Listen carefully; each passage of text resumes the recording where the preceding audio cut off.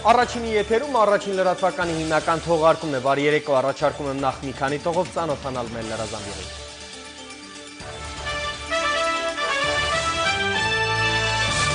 Միասնություն սպորտով աշխարհի 125 քաղաքներից համայն հայության մայրաքաղաքում են հավաքվել ավելի քան 3000 հայ մարզիկներ, մեկնարկում են համահայկական 5-րդ խաղերը։ Դեֆոլտից խուսափելու համար Իտալիան առաջիկա 2 տարիներին պետբյուջեից կխնայի 45 միլիարդ եվրո։ Սկանդալ Բաքվում Ադրբեջանի արտգործնախարարը ցանկանում է յուրացնել Սփյուռքում հակահայկական քարոզչության համար հատկացվող միլիոնավոր դոլարները։ Շնորհավորանքներ, բարեմաղթանքներ, պարգևատրումներ, Հայաստանում նշվում է շինարարի մասնագիտական տոնը։ Մեկ հասկից 1000 հատիկ Շիրակում առանց վարելու հացահատիկի բարձր բերքատու սորտեր են ստանում։ Եվ այսպես կես ժամից Երևանի Վազգեն Սարգսյանի անվան մարզադաշտում կմեկնարկի համահայկական 5-րդ խաղերի բացման տոնահանդեսը։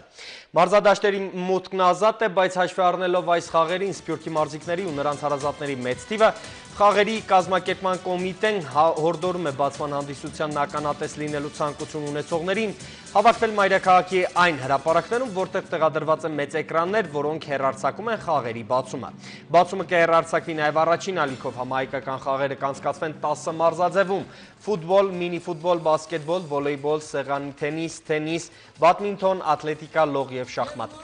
Հիշեցնեմ, որ եթե 99 թվականին կայացած առաջին համահայկական խաղերին մասնակցել է 62 քաղաքի 1150 մարզիկ մարզուհի,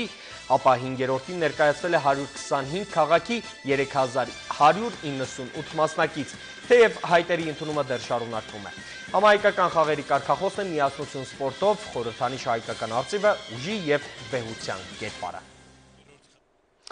Շիրակի մարզի Կառնուտ գյուղում հացահատիկային մշակաբույսերի բարձր բերքատվություն են ստանում առանց հողը վարելու։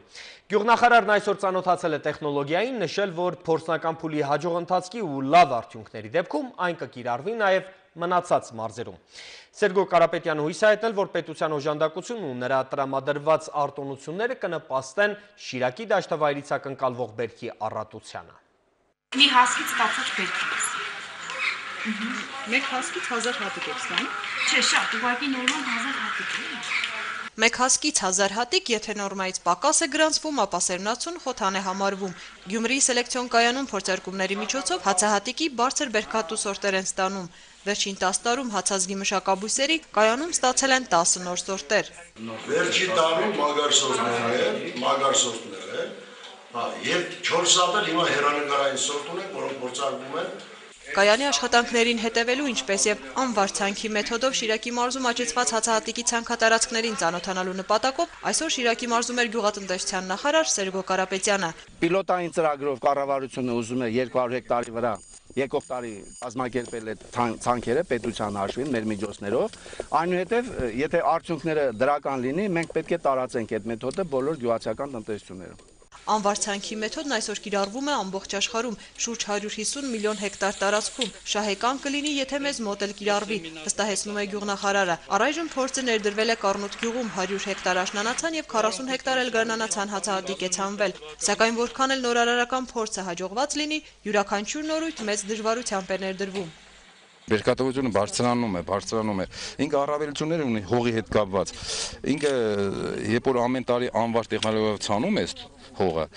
ինքը ծղոտ մնացորդները երեսը շերտ է կազմում, հողի երեսը հումուսային շերտ է կազմում, ու հողը շատ չի ճակում երաշտի ժամանակ։ Պահում է, խոնավությունը պահում է հողի մեջ։ Եթե խոնավությունը բարձր է հողի մեջ, այսինքն բերքատվությունը արդեն բարձր է։ 100% ծլունակություն, շուրջ 70 կիլոգրամ սերմնացուի տնտեսում, ինչպես եւ ցանքի համար կատարվող ծախսերի կրճատում 50%-ով։ Անվար ցանքի առավելություններն է թվարկում գյուղատնտես Հովհաննես Գաբոյանը, որը 40 տարվա մասնագիտական փորձ ու այս տարի անվար տեխնոլոգիայով ցանված 17 հեկտար հացահատիկի դաշտեր ունի։ Յուրաքանչյուր հեկտարից էլ մինչև 50 ցենտներ բերքի սպասելիք։ Այս տարի գարնանացան գարին մենք ցանել ենք մոտավորապես 2500 հեկտար ավել Շիրակի դաշտավայրում եւ ակնկալվում է բարձր բերք։ Եթե նախորդ տարիներին ուրեմն գարու միջին բերքատվությունը կազմել է 20 ցենտներ մոտավորապես, այս տարի կկազմի 24-25 ցենտներ։ Անցած տարի հանրապետությունում արձանագրվեց գյուղատնտեսական ցուցանիշների անկում 15.7%-ով։ Հանրապետության նախագահի հանձնարարականը սթափեցրեց ոլորտի պատասխանատուներին գյուղատնտեսական վարկեր, արտոնյալ պայմաններ, սերմնաթարմացման պետական ծրագրեր։ Արդյունքում այս պահի դրությամբ 10.6%-ով ավելացել են գյուղատնտեսության ցուցանիշները։ Գյուղնախարարի հավաստմամբ աճի տեմպը պահպանվում է, իսկ վերջնական ցուցանիշների մասին կխոսեն տարեվերջին։ Աննա Մարտիկյան, Տարոն Բալոյան, Հայլուր։ Գլխավոր դատախազության պետական շահերի պաշտպանության վարչությունում հարուցվել է քրեական գործ, կանխիկացնելու միջոցով առանձնապես խոշոր չափերի գումար հափշտակելու դեպքի առթիվ։ Պարզվել է, որ գյուղնախարարության գյուղական համայնքների տնտեսական զարգացման ծրագրի վերլուծության և կառավարման գրասենյակ պետական հիմնարկի նախկին գլխավոր հաշվապահը նույն հիմնարկի ֆինանսական ծառայությունների մասնագետից նախապես վերցված Արչին Ինվեստ բանկի արկաքարթի հաշվին անցած տարվա հունվարից օգոստոսն ընկած ժամանակահատվածում վերոհիշյալ հիմնարկի ֆինանսական միջոցներից փոխանցելով և անձամբ այդ քարտով կանխիկացնելով հափշտակել է առանձնապես խոշոր չափերի գումար։ Հարուցվել է քրեական գործ, որն ուղարկվել է ոստիկանության քննչական գլխավոր վարչություն։ Քաղաքապետ Կարեն Կարապետյանի հանձնարարությամբ Արաբկիրի վարչական շրջանի ղեկավարը հանդիպել է Փափազյան փողոցի կրպակատերերին։ Ներկայացնելով քաղաքապետարանի դիրքորոշումը Էդվարդ Մուշեղյանը մեկ անգամ ևս ընդգծել է, որ ապամոնտաժման են ենթարկվում միայն կենտրոնական փողոցներում տեղակայված պայմանագրային ժամկետներն ու ավարտած և ապօրինի գործող կամ լքված կրպակները։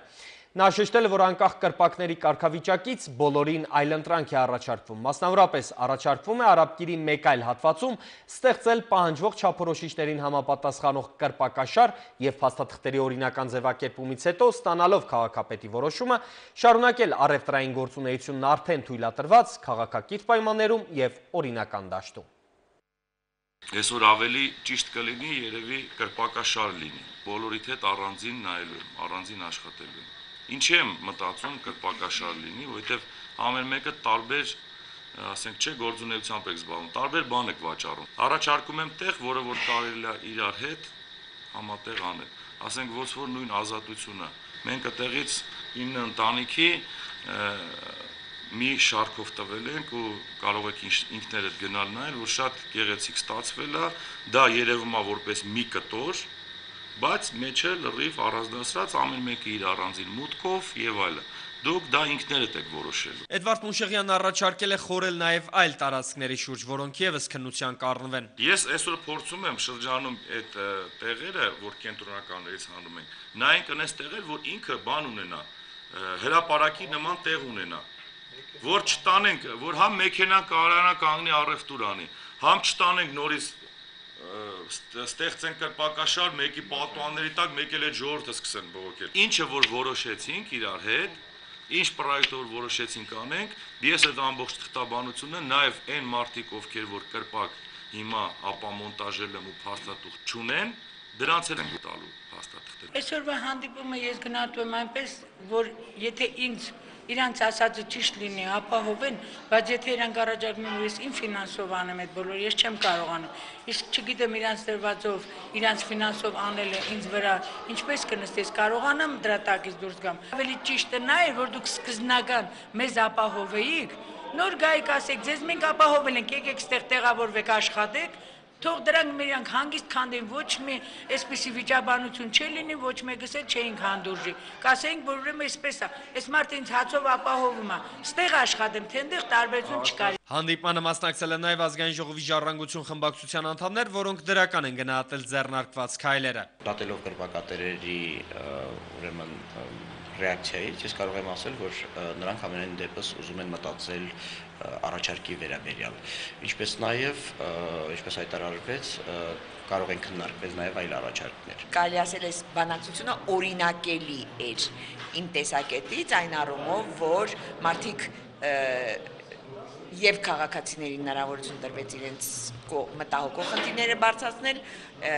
եւ թաղապետի կողմից տրվեց հնարավոր լուծման առաջարկներ։ Արաբկիր վարչական շրջանի ղեկավարը կրպակատերերին առաջարկել է քննարկել ներկայացված լուծումների տարբերակները եւ մեկ շաբաթից կրկին հանդիպել վերջնական եզրակացության հանգելու նպատակով։ Հայաստանում այսօր նշվում է շինարարի մասնագիտական տոնը։ Շինարարը մեր երկրում ամենահարգված մասնագիտություններից է, այս բնագավառում սերնդափոխությունը մշտապես կատարվում է աննկատ ու սահուն։ Վերջին տարիներին շինարարության ծավալների աճին զուգահեռ էապես բարելավել է բնակֆոնդը, իրականացվել են լայնամասշտաբ պետական ու սոցիալական ծրագրեր։ Մասնավորապես պետբյուջեի միջոցներով Աղետի գոտում կառուցվել են նոր թաղամասեր, հազարավոր բնակարաններով ու անհատական տներով, բարեգործական ու պետական միջոցներով կառուցվելու վերանորոգվել են դպրոցներ։ Մասնագիտական տոնի առիթով շինարարներն այսօր շնորհավորանքներ են ստացել միմյանցից, շարքային քաղաքացիներից ու պաշտոնյաներից, վարչապետի կողմից էլ արժանացել շնորհակալագրերի։ Իսկ քաղաքաշինության բնագավառում նշանակալի ցավանդի համար ոսկե մեդալներով են պարգևատրվել Glendale Hills, Մեղրի ճանապարհաշինական եւ Հայ Տրանսգազ ընկերությունների ղեկավարները։ Շինարար պետք է նախ կրթվել, մեծանալ այդ բնագավառում, շփվել ավելի հիմնովին ուղի անցած մասնագետների հետ, նոր դառնա շինարար։ Այն բաց ժամանակաշրջանի երբեմնի պատահական մարդկանց շինարարական ոճը արդեն դաշտից բացակայում է եւ հիմա դաշտում ավելի մասնագիտական, ավելի նորովի կադրեր են։ Ոչ մի մասնագիտություն այդպես իր կատարած աշխատանքի արդյունքը չի կարող անմիջապես տեսնել, ինչքան որ շինարարն է։ Շինարարի օրվա կատարած աշխատանքը երեկոյան արդյունքը արդեն հայտնի է։ Շինարարը ապահովել են եւ ապահովում են հայկական շարունակականությունը, դարեր ի վեր սկսված եւ ժառանգելով այս գեղեցիկ ավանդույթը մենք կարողանում ենք նաեւ մեր ապագա սերունդներին ճարտարապետական հիասքանչ կոթողների միջոցով հաղորդել նրանց այն առաքելությունը, որ մեր ազգը դարերի վեր կրում է։ Կենտրոնական ընտրական հանձնաժողովը շուտով կավարտի ընտրատարածքային ընտրական հանձնաժողովների ձևավորումը։ Այս առիթով ըստ ԿԸՀ նախագահ Գարեգին Ազարյանի, հավանաբար օգոստոսի 15-ին ԿԸՀ-ում տեղի կունենա արտահերթ նիստ, որի ժամանակ նախապատվության ընտրակարգով կձևավորվեն ընտրատարածքային ընտրական հանձնաժողովները։ Ազարյանը տեղեկացրել է, որ հանձնաժողովները ևս պետք է ձևավորվեն ոչ կուսակցական սկզբունքով, ինչը սակայն չի նշանակում, որ անդամները չեն կարող լինել կուսակցությունների նախկին անդամներ։ Կենտրոնական ընտրական հանձնաժողովի ղեկավարը անդրադարձել է նաև տեղամասերում տեսախցիկներ տեղադրելու ընդդիմության պահանջին։ Ըստ նրա, տեղամասերում քվեարկություններին տեսախցիկով հետևելը աննպատակահարմար է, քանի որ ցանկացած ընտրողի մասնակցությունն ու քվեարկությունը գաղտնի է։ Ինձ համենայնդեպս առաջին անհանգստացնում է հետևյալը.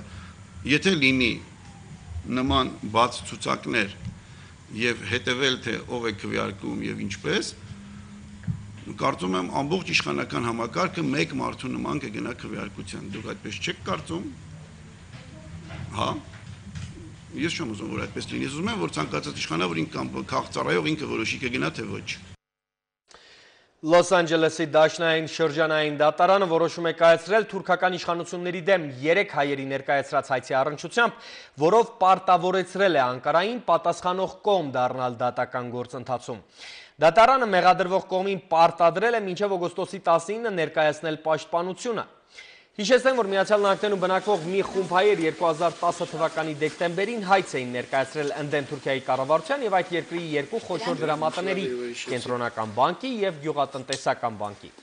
Հայցը Լոս Անջելեսի դատարան 3 հայերի անունից ներկայացրել է փաստաբան Վարդգես Եղիայանը։ Հայցվորները Թուրքիայի կառավարությունից իրենց պապերի կորցրած ունեցվածքի համար պահանջում են 63 միլիոն 900 հազար դոլարի փոխհատուցում։ Ադրբեջանի արտաքին գործերի նախարար Էլմար Մամեդյարովի եւ Սփյուռքի հարցերով պետական կոմիտեի նախագահ Նազիմ Իբրահիմովի միջև պայքար է ընթանում միլիոնավոր մանատներ արժեցող պետական կարգադրությունը ստանալու համար։ Մուսավատ լրատվականը հաղորդում է, որ նախատեսվում է պետության կողմից կրկին մեծ գումարներ հատկացնել, այսպես կոչված ադրբեջանական Սփյուռքի գործունեության ակտիվացման նպատակով։ Իսկ Մամեդյարովն ու Իբրահիմովը պայքարում են այդ գումարների ձեռքբերման եւ այդ գործընթացի վերահսկման պարտավորությունները ստացնելու համար։ Աղբյուրը հայտում է, որ վերջին տարիներին Ադրբեջանը պաշտոնապես եւ ոչ պաշտոնապես հսկայական գումարներ է հատկացում արտասահմանում գործող իր կազմակերպություններին հակահայկական քարոզչության կազմակերպման համար, սակայն վերջերս տեղի ունեցած աշխարհի ադրբեջանցիների 3-րդ համագումարում Իլհամ Ալիևը դժգոհել էր այդ կառույցների անարդյունավետ աշխատանքի վերաբերյալ։ Ըստ վերլուծաբանների հակասությունները հատկացվող գումարների տնօրինման շուրջ կարող են վերաճել խայտառակ սկանդալի։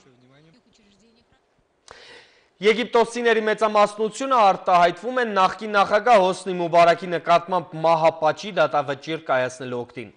YouGov միջազգային սոցիոլոգիական կազմակերպության ինտերնետում անցկացրած հարցման արդյունքների համաձայն Եգիպտոսի բնակչության 67%-ը հանդես է գալիս Մոհամմադ Հոսնի Մուբարակի նկատմամբ առավելագույն պատիժ սահմանելու օգտին։ Միայն 22%-ը դա շատ խիստ է համարում։ Նախկին նախագահի նկատմամբ առավել բացասական վերաբերմունք ունի 18-ից 24 տարեկան երիտասարդությունը։ Հարցվածների 48%-ը Մուբարակին համարել է բռնապետ, 46%-ը կոռումպացված, 40%-ը կարծում է, որ նախկին նախագահը արևմուտքի համախոհն է։ 61%-ն էլ այն կարծիքին է, որ Մուբարակը սիմուլյացիայով է զբաղված եւ հիվանդ է ձևանում խղճահարության համար։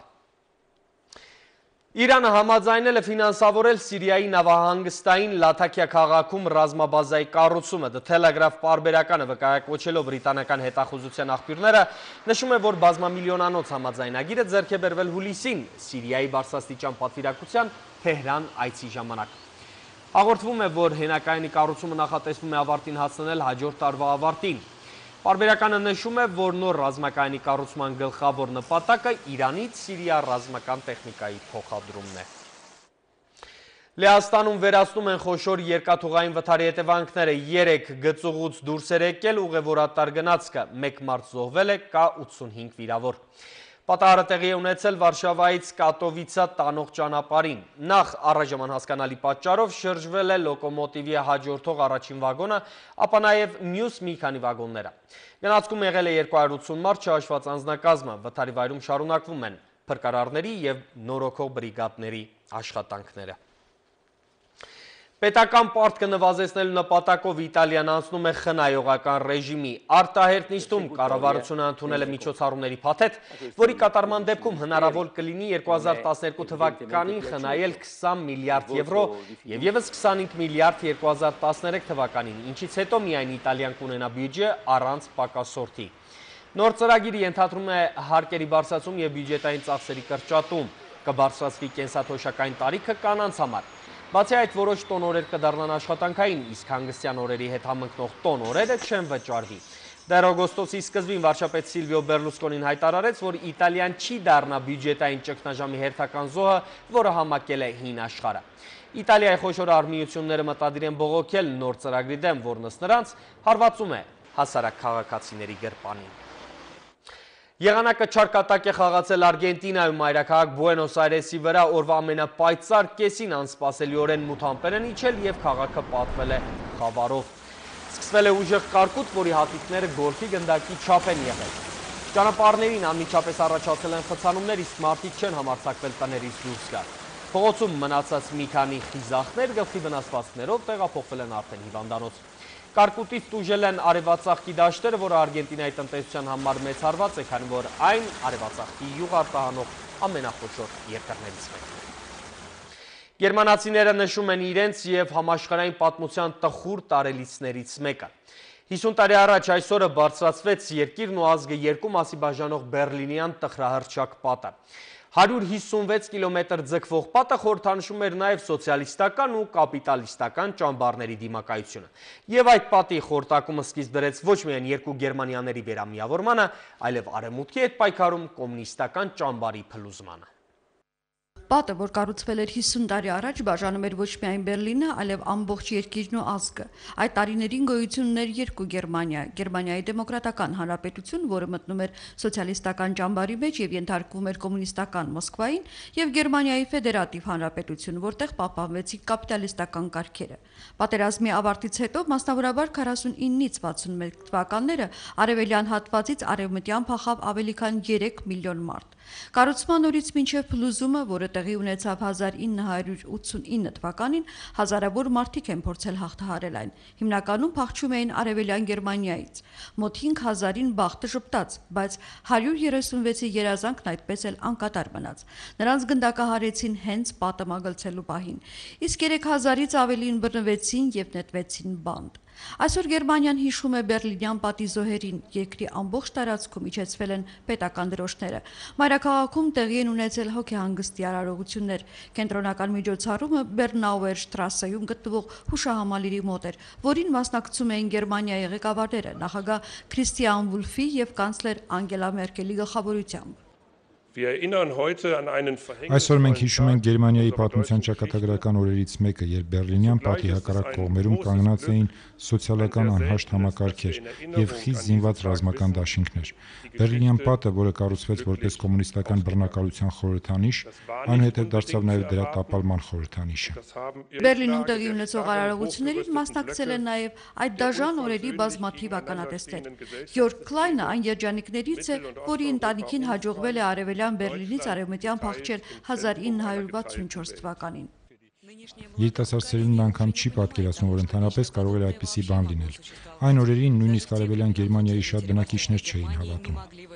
Մեկ այլ ականատես Պիտեր Գուբան 60-ականներին արևելյան Գերմանիայում ոստիկան էր։ Նա հիշում է, թե օգտվելով հերթապահության հնարավորությունից ինչ մեծ հետաքրքրությամբ է հետևել պատի մյուս կողմում ընթացող կյանքին։ Երբ մի քանի ազատ րոպե էինք ունենում, անմիջապես գնում էինք պատից այն կողմ նայելու։ Պահակակետը, որտեղ ծառայում էր 19-ամյա Պիտերը, պահպանվել է որպես լռության սենյակ, ուր մարդիկ մտնում են խորհելու եւ իրենց հետ մնալու համար։ Այդ օրերին Պիտերը նաեւ լուսանկարելու հնարավորություն է ունեցել, բայց դժվար թե պատկերացնել, որ մի օր դրանք պաշտոնական փաստաթղթերի ուժ կստանան եւ կօգտագործվեն ֆիլմերում։ 1989 թվականին Բերլինյան պատը ընկավ։ Այսօր ընդամենը բեկորներ են մնացել 156 կիլոմետրանոց այն սառնաշունչ կառույցից, որը կես դար շարունակ Գերմանիան բաժանել էր երկու հակոտնյա աշխարհի։ Լուսինե Կոշեցյան, Հայլուր։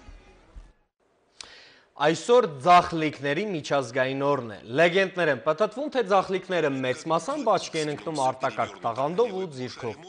Արվեստի աշխարհում օրինակ դրա վկայությունն են Մոցարտը, Միքելանջելոն, Չարլի Չապլինը եւ ուրիշներ։ Ձախլիկները հաջող են նաեւ քաղաքականության բնագավառում։ Միացյալ Նահանգների բոլոր նախագահները, բացի Ռոնալդ Ռեյգանից, ձախլիկներ էին։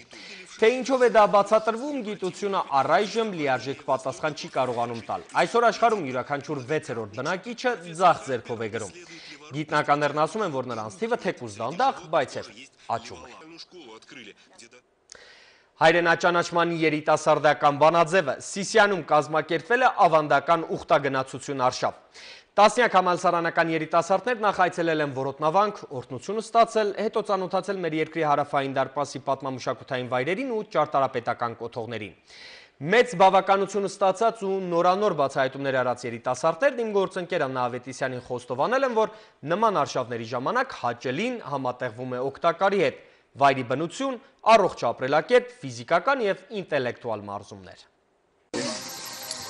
Արդեն ավանդական դարձած երիտասարդական արշավի նախապատրաստական աշխատանքներն են։ Արշավային շապիկներին, որ պետք է կրեն բոլոր մասնակիցները, նախորդ տարվա զորած քարերի փոխարեն պատկերվում է Սիսիանի խորհրդանիշ արծիվը։